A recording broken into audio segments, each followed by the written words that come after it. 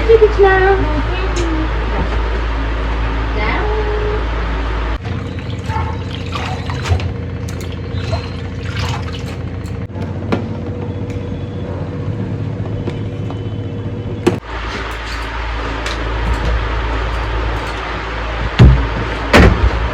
रुक एक मिनट रुक।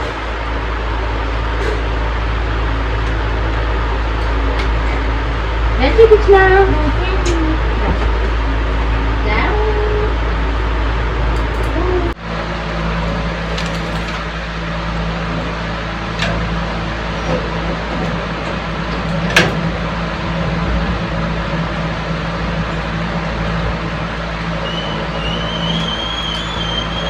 Hello guys, welcome back to my YouTube channel Rajni Brajwasi vlog. तो कैसे हो गाइज? आई होप आप लोग ठीक होंगे। मैं भी एकदम ठीक हूँ। तो सुबह का टाइम है, सुबह के 8:15 बज रहे हैं और मौसम देख रहे हैं आज मैं कितना सुहाना हो रखा है। मैं आपको ना बैक कैमरे से दिखाती हूँ आज का मौसम। ये देखो बहुत अच्छा मौसम हो रहा है काफ़ी टाइम के बाद में। तो मेरे कपड़े वगैरह भी नहीं धुले हैं आज। देखो ये बैठा बंदर, क्योंकि हमारे यहाँ पे ना बंदर बहुत हैं। ये देखो एक बंदर यहाँ पे बैठा है। अभी हर्षित खेल के गया था बंदरों के साथ में, तब से यहीं बैठा है। तो मैंने सारा सामान समेट के ना उधर चेयर पर रख दिया है, क्योंकि मुझे सफाई करनी है यहाँ की। अभी कुछ भी नहीं हुआ मेरा, ये देखो काम पूरा पड़ा हुआ है, करना है मुझे, क्योंकि 8:15 बज गए। बच्चे स्कूल गए हैं अभी, और बारिश की वजह से पहले कन्फ्यूजन था जाएंगे ना जाएंगे, लेकिन अब फाइनली बच्चे गए। तो ये है मेरा गोवर्धन।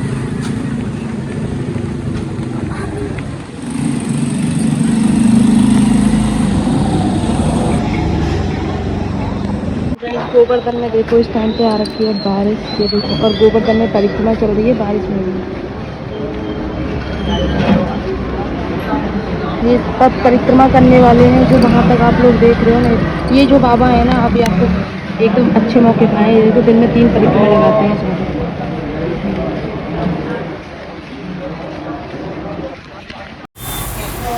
तो गाइस बेडशीट मैं चेंज करने वाली हूँ। कल कर रही थी, लेकिन कल तो भूल क्या गई। मतलब कल ये था कि एक दिन पहले तो बिछाई है, आज और रखने देती हूँ, कल इसको बदल दूंगी। तो आज मैं बदल देती हूँ, पिलो कवर चेंज नहीं करूँगी, क्योंकि जब परसों मैंने बेडशीट चेंज करी थी ना, तभी इसके पिलो कवर मैंने चेंज कर दिए थे। मशीन मेरी चालू है अभी, तो मेरे कपड़े धुल रहे हैं, साथ में ये बेडशीट भी धुल जाएगी। और मैंने आज बच्चों वाले रूम की बेडशीट भी धुलने के लिए डाली है, दोनों बेडशीट एक साथ में डाली है।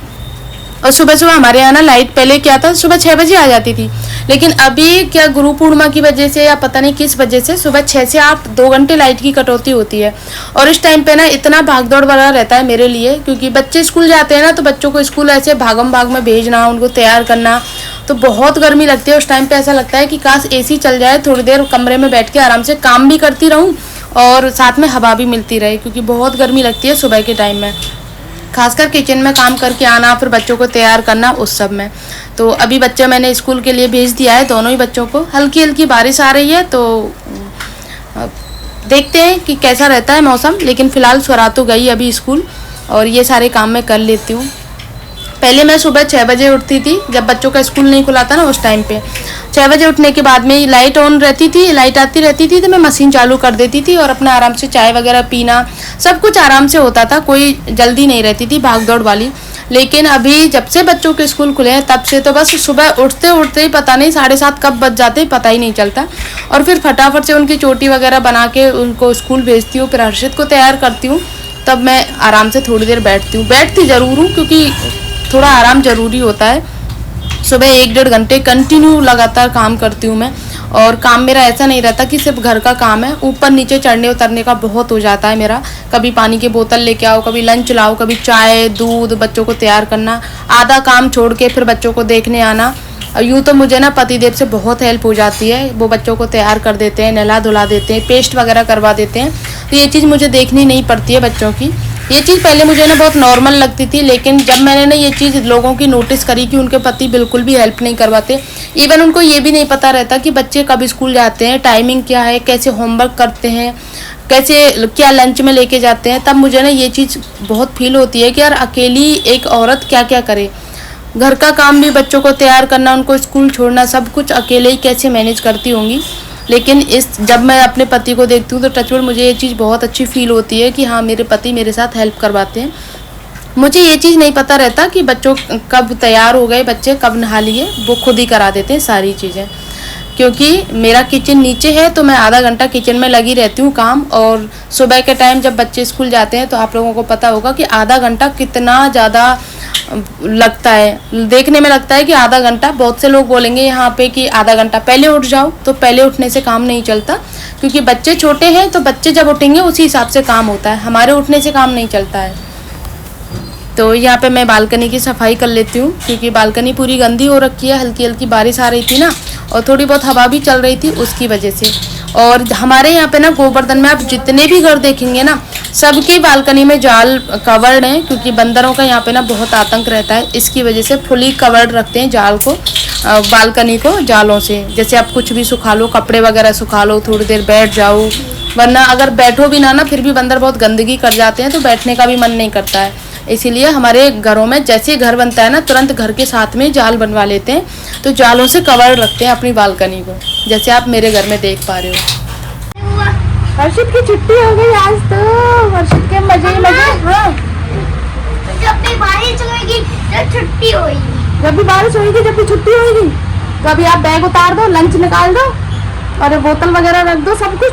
नहीं, मैं चाहे वो पानी पी लूँगा। ठीक है, तो बैग तो उतार दो, लाओ।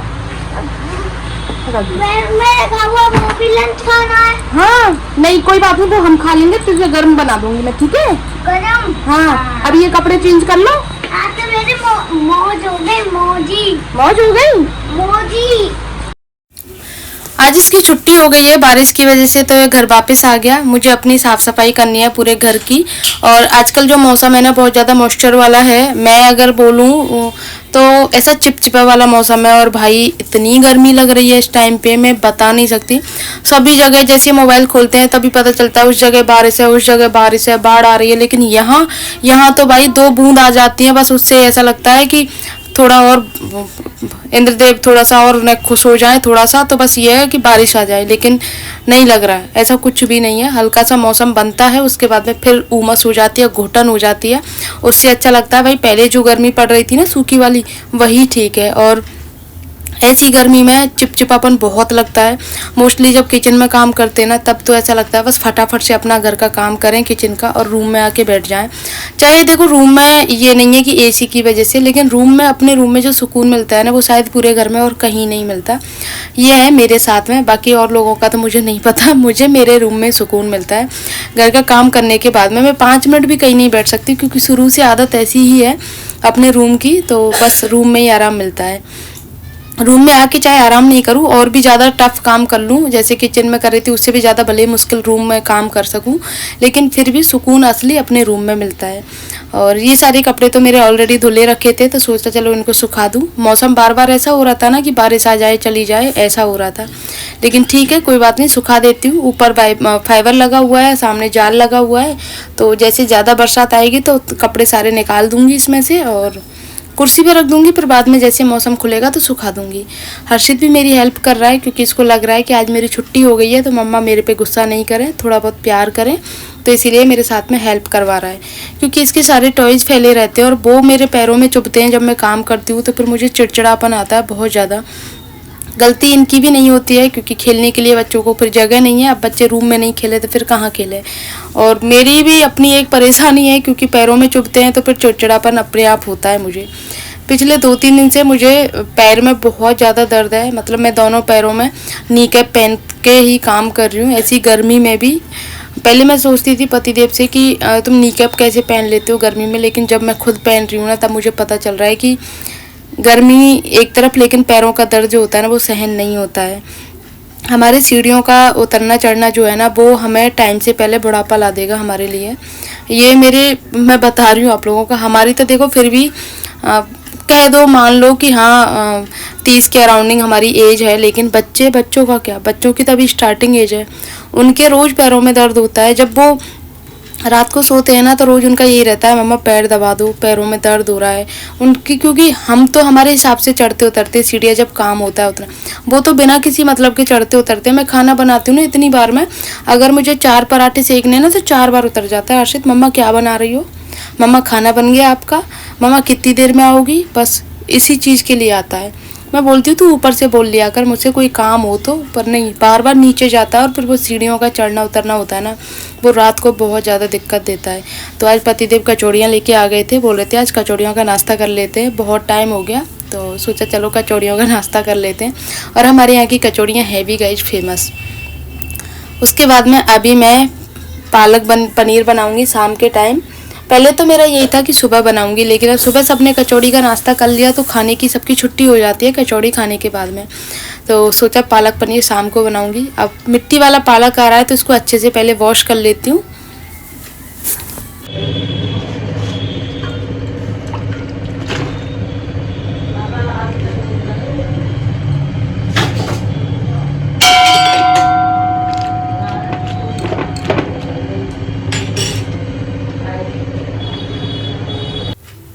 शाम को पालक पनीर बनाना है तो उसके लिए पालक मैं अभी उबाल लेती हूँ, साथ में पनीर भी अभी निकाल लूँगी। थोड़ा सा मैंने इसमें दही डाला है, 1 चम्मच दही डाला है, और उसके बाद में फिर नींबू डाल रही हूँ। दही से ना पनीर में सॉफ्टनेस आती है और नींबू डालने से भी अच्छा फटता है। वैसे तो आप चाहे तो बहुत सारी चीज़ें होती हैं पनीर निकालने की, लेकिन मैं इसी तरीके से निकालती हूँ और हमेशा बढ़िया ही बनता है। मार्केट का यूज़ नहीं करते कभी भी, क्योंकि मार्केट का तो कोई खाता ही नहीं है, और वैसे भी मार्केट का पनीर ना खाना ही ज़्यादा बेटर रहता है। वैसे तो बहुत सारी चीज़ें ऐसी हैं कि हमें मजबूरी में लानी पड़ती है मार्केट से, लेकिन अगर कुछ चीज़ें ऐसी हैं जो हमारे हाथ में होती है वो हम घर पे बना सकते हैं तो फिर घर पे ही क्यों नहीं बनाएं, क्योंकि हमें पता है हमारे पास में शुद्ध दूध आता है भैंस का, गाँव से दूध मंगाते हैं, उसी का पनीर निकालते हैं। तो यहाँ पे पनीर मेरा निकल गया है। अब बस इसको मैं पनीर को एक कपड़े में, कॉटन कपड़ा ले लिया है, इसमें थोड़ा सा गीला कर लिया पहले जिससे पनीर इसमें चिपके ना। उसके बाद में जो भगोनी का दूध है, जो पनीर निकला है, उसको इसमें डाल के पूरा छान लेती हूँ।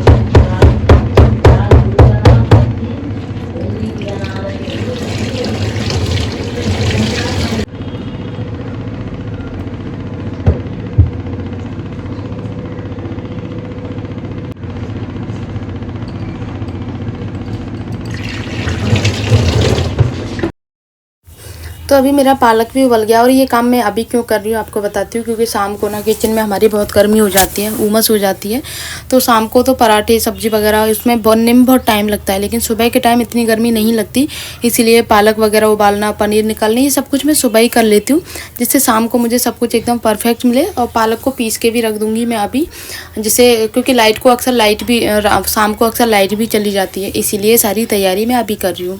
और अभी मुझे बनानी है आज सब्जी, बर्मा टिंडे बनाने हैं और कचरी मिर्च बनानी है, क्योंकि हम लोग तो खाएंगे नहीं, सिर्फ पापा खाना खाएंगे, और पतिदेव को 2 पराठे भेजने हैं, बाकी बच्चे वगैरह कोई नहीं खाएगा, क्योंकि बच्चों को मैंने मतलब लंच भेज देती हूँ तो फिर घर पे आके खाते नहीं हैं।